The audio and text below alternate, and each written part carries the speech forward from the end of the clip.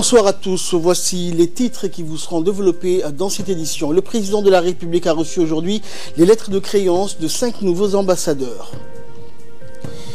Et dans l'actualité internationale, Emmanuel Macron a été reçu au Caire, une visite délicate sous pression des ONG.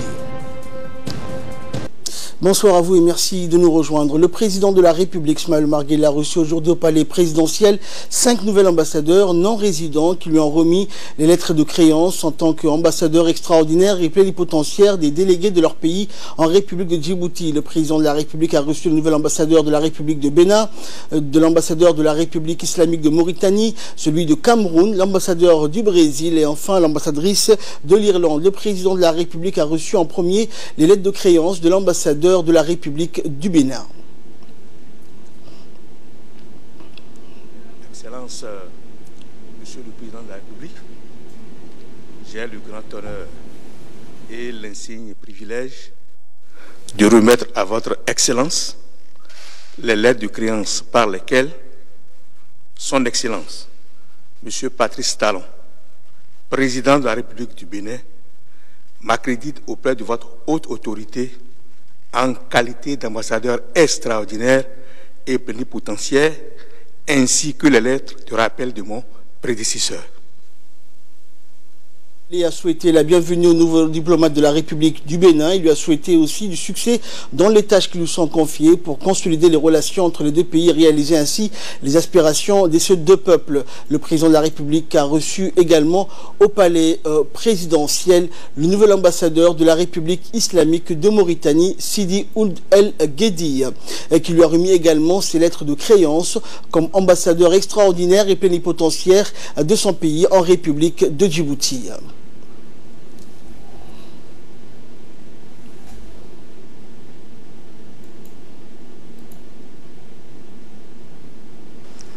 السيد الرئيس، إنه لشرف عظيم لي أن أقدم لكم اليوم أوراق اعتمادي بوصفي سفيرا فوق العادة وكامل السلطة للجمهورية الإسلامية الموريتانية بجمهورية جيبوتي.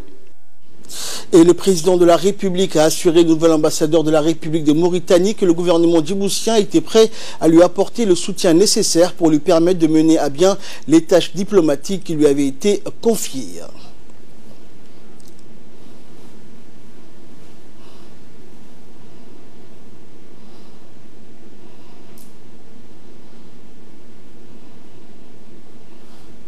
Le ballet diplomatique s'est également poursuivi ce matin au palais présidentiel où le chef de l'État a reçu également le nouvel ambassadeur de la République de Cameroun, Alfred Ndoumbé Ebol, qui lui a remis ses lettres de créance en tant qu'ambassadeur extraordinaire et plénipotentiaire de son pays auprès de la République de Djibouti.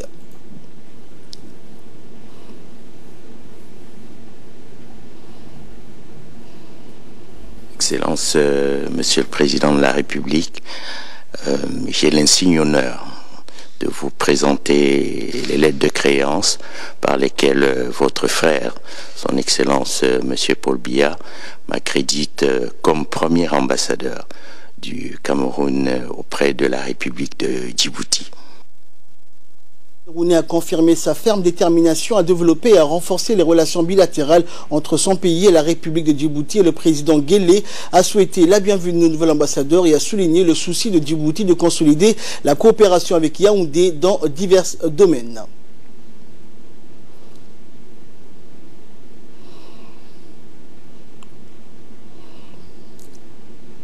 Et par la suite, le président de la République a reçu les lettres de créance du nouvel ambassadeur de l'État du Brésil à Djibouti, Luis Eduardo Pedroso. Au début de la cérémonie, le diplomate brésilien a remercié et félicité le président de la République pour son accueil chaleureux, son hospitalité, en soulignant son désir donc de consolider les relations entre les deux pays et de développer une coopération commune dans divers domaines dans l'intérêt des deux peuples amis.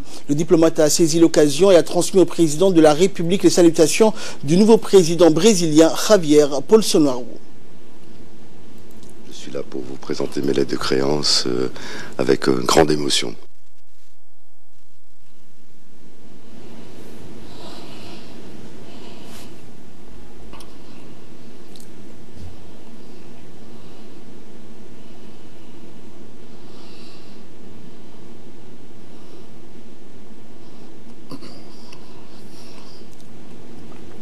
Et enfin, le président de la République, Ismaël Omar Guelleh, a reçu la nouvelle ambassadrice de la République d'Irlande non résidente, Madame Sonja Hyland. Madame Hyland a remis donc ses lettres de créance au président de la République en exprimant son grand plaisir à prendre ses fonctions. Your Excellency, it is my great honour to present my credentials as Ambassador of Ireland to the Republic of Djibouti. And may I also convey the warmest greetings from our President, His Excellency Michael D. Higgins, to Your Excellency. De son côté, le chef de l'État djiboutien a souhaité la bienvenue au nouvel ambassadeur de la République d'Irlande et a souligné la volonté de notre pays à relever le niveau de la coopération bilatérale entre les deux pays. Il convient de noter que le ministre des Affaires étrangères et de la coopération internationale, porte-parole du gouvernement, Mohamed Ali Youssouf, et la conseillère diplomatique du président de la République ont assisté à la cérémonie de remise des lettres de créance des 5 nouvelles ambassadeurs. La cérémonie de lancement de l'édition 2019 de l'exercice Cutlass Express s'est déroulée ce matin au centre de formation des gardes-côtes djiboutiens situé à Doralé. L'exercice Cutlass Express, parrainé par le commandant militaire des États-Unis en Afrique, Africacom, vise à améliorer la coopération régionale, la sensibilisation au domaine maritime et les techniques de partage d'informations pour renforcer les capacités des pays d'Afrique de l'Est et ceux de l'océan Indien occidental en vue de lutter efficacement contre le trafic maritime illicite.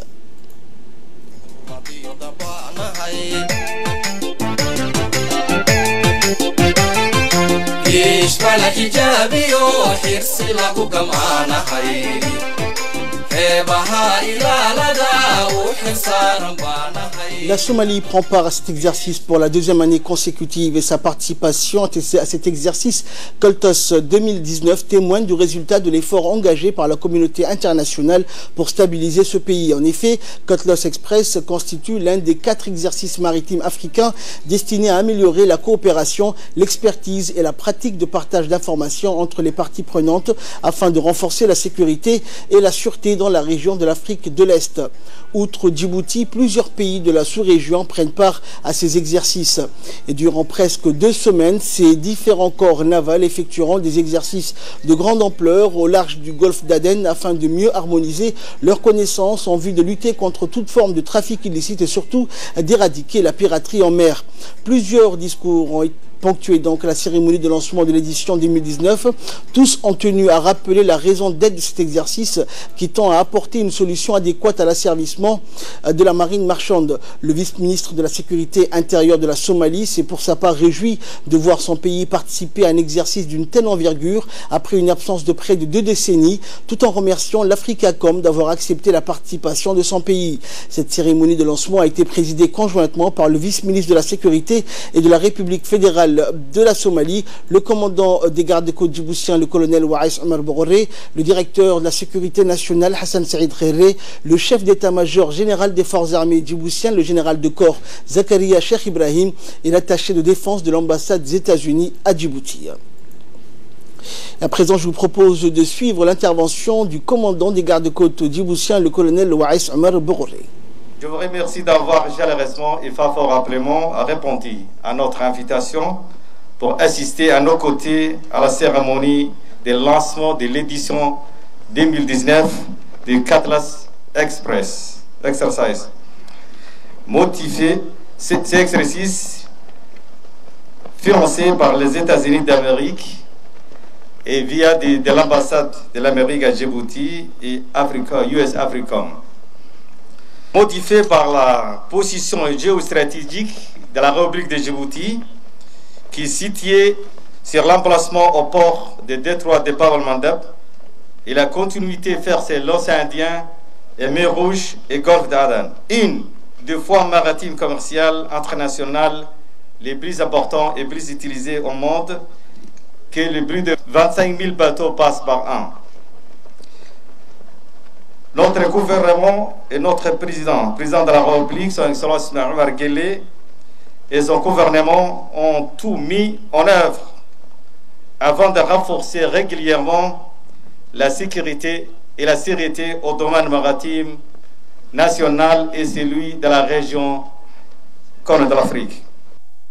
En nouvelle nationale, toujours, une délégation de haut niveau conduite par le secrétaire général du ministère kényan des technologies de l'information et de la communication est arrivée hier à Djibouti pour une réunion de 2 jours. Cette mission s'inscrit dans le cadre de la coopération bilatérale entre la République de Djibouti et la République du Kenya dans le domaine des télécommunications et des TIC. En effet, le secrétaire général Jérôme Ochieng est accompagné des dirigeants de l'opérateur historique Télécom Kenya et de l'opérateur des câbles sous-marins dénommé TIMS. Djibouti Télécom a lancé en 2015 un projet de câble sous-marin à fibre optique pour interconnecter les pays de la région. Ce câble de 5500 km de longueur et de 36 terabits en cours de construction sera mis en service début janvier 2020. Va être le début d'un nouveau chapitre entre nos deux pays. Nous allons ensemble écrire une page de l'histoire des télécommunications dans notre région. Les infrastructures sont essentielles pour le développement et l'intégration régionale. Quand on voit aujourd'hui les défis auxquels le monde fait face, l'Afrique est obligée de s'unir, de parler d'une même voix, de regrouper nos forces pour avancer ensemble et faire face aux défis.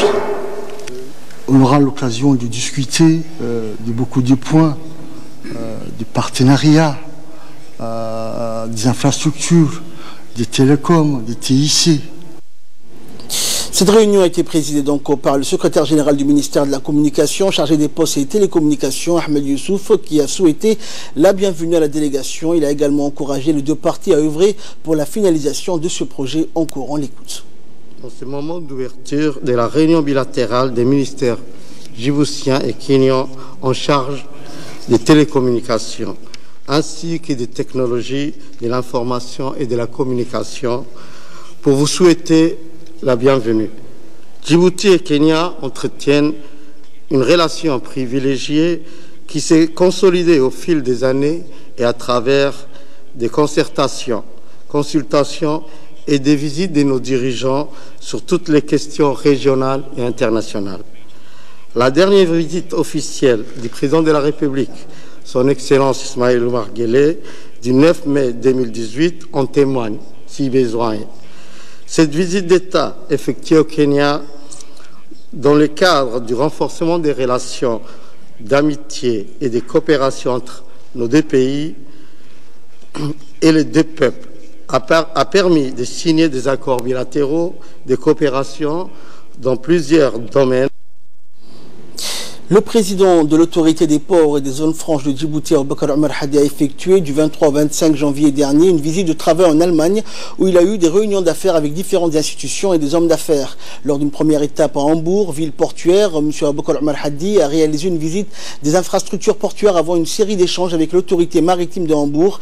Les deux institutions ont discuté de plusieurs sujets d'intérêt commun, dont une coopération dans les domaines d'échange d'expertise. Cette visite a été aussi marquée le 24 janvier par une table ronde qui a vu la participation d'une vingtaine d'hommes d'affaires à la Chambre de commerce d'Hambourg, composée d'industriels, des sociétés d'expertise, de construction et des investisseurs privés. Cette assemblée d'hommes d'affaires a montré un engouement et un intérêt particulier à davantage connaître les opportunités d'investissement à Djibouti. Le président de l'autorité des ports et des zones franches de Djibouti a longuement exposé les potentiels de notre pays dans le domaine de l'énergie et des infrastructures. Un accent particulier a été mis sur la position stratégique de notre pays, servant de porte d'entrée par un vaste marché africain, l'objectif étant de servir l'Afrique à partir de l'Afrique. Le ministère de l'Habitat, de l'Urbanisme et de l'Environnement a parrainé aujourd'hui un atelier de restitution, d'analyse des stratégies politiques et nationales sur les changements climatiques. La rencontre qui s'est déroulée au Palais du Peuple était organisée conjointement avec Green Climate Fund, qui est massivement engagé dans la thématique environnementale. Plusieurs autres personnalités ont pris part à cette session, dont notamment le secrétaire général de l'Environnement, Dina Abdallah, le directeur de l'Environnement, un fonctionnaire des directeurs généraux, des cadres et des techniciens issus de plusieurs départements ministériels qui ont participé participer à cet atelier de formation. Le changement climatique constitue l'un des défis du XXIe siècle auquel la communauté internationale doit apporter les réponses appropriées en vue de faire face aux effets néfastes de ce défi des temps modernes. À cet effet, il est à rappeler donc la mobilisation mondiale visant à atténuer les effets néfastes du changement climatique à travers la mise en place des instruments militants en faveur de la protection de notre planète. La contribution déterminée au niveau national et la stratégie nationale sur le changement climatique. L'objectif de ces différentes stratégies est d'améliorer la résilience des communautés vulnérables et de renforcer leurs capacités adaptatives. En 2007, notre pays a bénéficié d'un financement Readiness du Fonds vert pour le climat pour développer un document stratégique de lutte contre le changement climatique qui est le programme PAYS. Comme vous le savez, le Fonds vert pour le climat constitue une opportunité de financement pour des projets sobres en carbone et d'adaptation au changement climatique. La République de Djibouti, par le biais du ministère délégué au commerce, donc, va bénéficier d'un programme de renforcement des capacités TradeCom qui appuiera la mise en œuvre de l'accord sur la facilitation des échanges de l'OMC. Financement donc par le Fonds européen de développement sous le programme de renforcement des capacités commerciales. Les deux parties ont discuté des bonnes relations entre Djibouti et l'Union européenne. La République de Djibouti va accueillir le premier centre d'incubation des entreprises. Était donc présent à cette réunion le secrétaire général du ministère du Commerce, Ali Daoud, directeur du commerce et des conseillers techniques du ministère, ainsi que le chef de la section coopération de la délégation de l'Union européenne. Dans le cadre du projet Mon école à moi, à l'instar de la capitale, les établissements scolaires de l'ensemble des régions ont été le théâtre d'une forte mobilisation de la communauté éducative, des leaders associatifs et des communautés, donc ainsi que les forces vives du pays. C'est ainsi que la région d'Obok était sur le pont donc lors de la 3e journée d'action éco-citoyenne samedi dernier. Le projet Mon école à moi est lancé par le MENFOP et a suscité à Obok comme partout ailleurs un engouement et une forte participation des élus de la région. De nombreuses personnalités se sont jointes à la mobilisation, notamment le préfet, le président du conseil régional et des responsables du ministère de l'Éducation nationale. Façade de l'école, la bibliothèque au collège, mais surtout, ce qui est important comme thématique pour la troisième édition, c'est que pour la 3e édition, on a créé un jardin potager au collège qui, on espère d'ici peu, va alimenter en légumes la cantine scolaire qui se situe juste derrière le collège, et ceci est quelque chose de très important. Opération similaire également cette fois-ci dans la région d'Ali Sabié qui se levait donc comme un seul homme samedi dernier pour la 3e journée d'action éco-citoyenne. Les autorités régionales donc de la région, notamment le président du conseil régional Omar Ahmed, ainsi que les responsables du ministère de l'Éducation nationale, les parents d'élèves et plusieurs jeunes et femmes des associations de la ville d'Ali Sabié ont pris part à cette journée donc de rénovation et de réhabilitation des différents établissements scolaires du chef-lieu de la région d'Ali Sabié. Et les officiels donc ont sillonné l'ensemble des établissements scolaires de la ville et les leaders associatifs et communautaires, les notables des différentes cités ont fortement participé aux opérations de ramassage d'ordures et de nettoyage de l'école. Et enfin, donc, toujours concernant cette journée, cette fois-ci dans la région d'Arta, à l'instar de la capitale, donc l'école à moi, c'est ainsi que la région d'Arta s'est mobilisée donc autour de la 3e et dernière journée d'action donc éco-citoyenne organisée par le ministère de l'Éducation nationale. De nombreuses personnalités, donc cette fois-ci aussi, notamment les autorités régionales, les jeunes et les femmes et les parents d'élèves ont pris part à cette journée de mobilisation pour nettoyer et réhabiliter les différents établissements scolaires du chef-lieu de la région d'Arta. C'est donc un pari réussi pour le ministère de l'Éducation nationale qui cultive petit à petit le sens du bien commun et les valeurs civiques comme la préservation de l'école et son environnement.